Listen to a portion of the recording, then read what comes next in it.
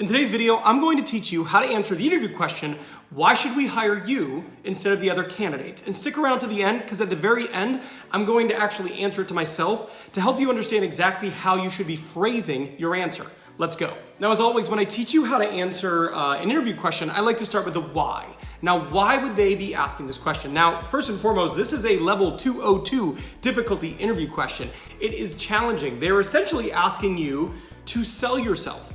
Why are you better than other people? And it's difficult because you don't know who those other people are. So you're being asked to sell yourself against competition that exists, but you know nothing about. So how do you go about accomplishing this? I'm gonna walk through exactly what you need to do in order to accomplish it, but first and foremost, I want you to view this as an opportunity. This is the perfect time for you to explain why you should be hired and why you would be a bigger benefit to them than your competition. It is very rare that you get the opportunity to say, I am better than other people because blank.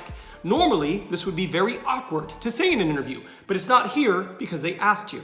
Now, you need to accomplish three things when you're answering this interview question. The first, you need to sell yourself versus the average person in your industry without coming off as negative when you're talking about those people or without being too braggadocious. It can be really hard to walk this line, but that's the first thing you need to accomplish. Next, you need to identify what about your background allows you to stand out, and then explain it in a way so that they understand the benefit to them.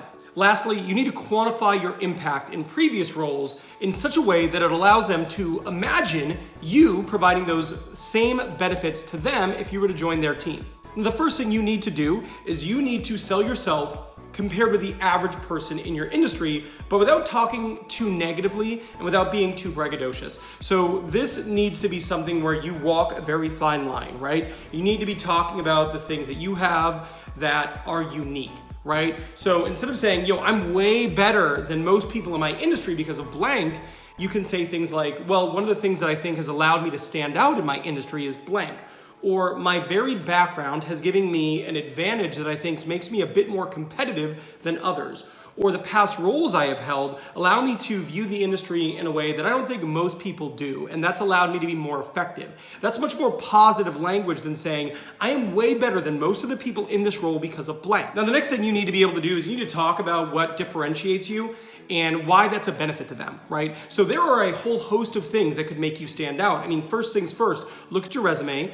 Look at the different spots you've had, look at your background, and identify what is different from you than most of the people in the industry. You know, what is unique about you that allows you to excel? So maybe it's your education, maybe you have higher education, maybe you speak multiple languages, maybe you've been in a handful of different industries that have allowed you to experience a variety of things, and you have a broad base of understanding that allows you to compete much more effectively than your peers. Whatever it is, you need to find out what it is that makes you different, and then sell it to them in a way that allows them to see, that would be a huge benefit in this role. That's what you have to accomplish. Now, lastly, and maybe most importantly, is you need to quantify your impact. Now, quantifying your impact is basically looking at past roles and being able to say, this is what I did, and this was the outcome of the actions I have taken in previous roles. So if you're in a position like sales, it's very easy, right? You can say, I increased the sales in my territory 200% versus a person who held it previously to me. What I did there was I quantified an impact. Now you can go one step further and you can say this led to a 200% revenue increase for my company in the period of the 12 months in which I first started, which made, which was about 500K.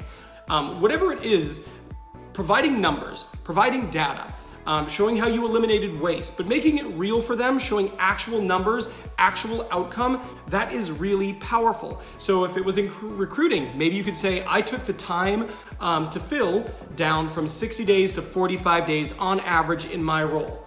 Maybe if you're in procurement, you can talk about how you negotiated a deal that allowed to save your company 15% during the first 18 months you're in the role. You get what I'm saying? You want to look for numbers. If you can't find numbers, then the second best way to do it is just to describe some sort of improvement that allows them to understand the impact you had.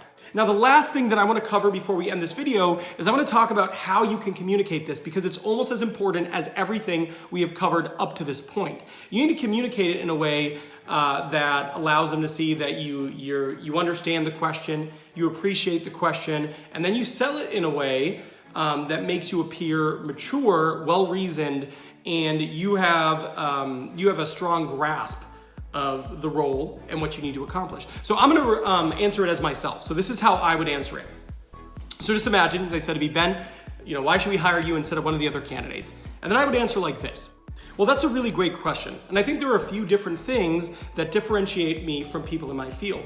So my background is I have both corporate recruiting as well as agency recruiting. So that allows me to understand the industry from multiple different seats, which I think has really helped me in my current roles because I understand the client, what they go through, and their unique struggle. Additionally, I've also got my bachelor's degree, my MBA, and a few different recruiting certifications that have allowed me to keep my sword sharp as I've grown into management positions. Additionally, I have great team building experience. Over the last handful of years, I've actually built a team at my current company from a team of 2 all the way to the team of 40 being the largest and most profitable team in the company. And that is something that I think I'm really proud of and separates me from some of the other candidates that you're probably interviewing. See what I did there? I acknowledged good question. I said it in a way that is palatable. One of the things that differentiates me instead of I am better than most.